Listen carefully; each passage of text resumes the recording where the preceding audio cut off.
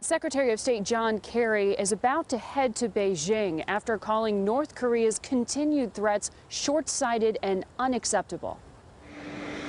Secretary Kerry warned President Kim Jong-un that North Korea would face tough consequences if it went ahead and fired a missile. I would say ahead of time that it is a huge mistake for him to choose to do that, because it will further isolate his country and further isolate his people, who frankly are desperate for food, not missile launches. How are you?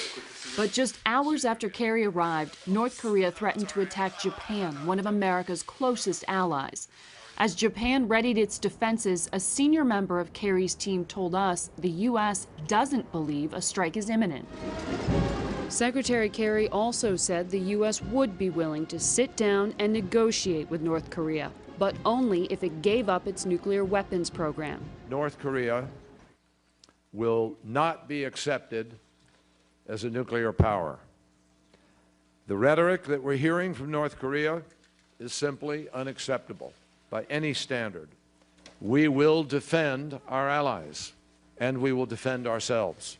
But there are no signs that North Korea is willing to back down.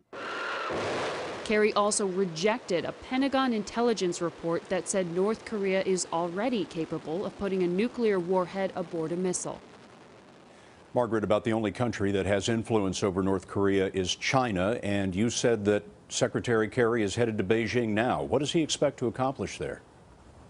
Well, Scott, China is North Korea's biggest supporter financially and militarily, and the Obama administration believes China is key to getting North Korea to stop its aggression. Secretary Kerry will try to persuade China to cut its financial ties to the Kim regime, but so far it hasn't worked. We're hearing that China is having its own issues controlling North Korea, let alone responding to this U.S. pressure.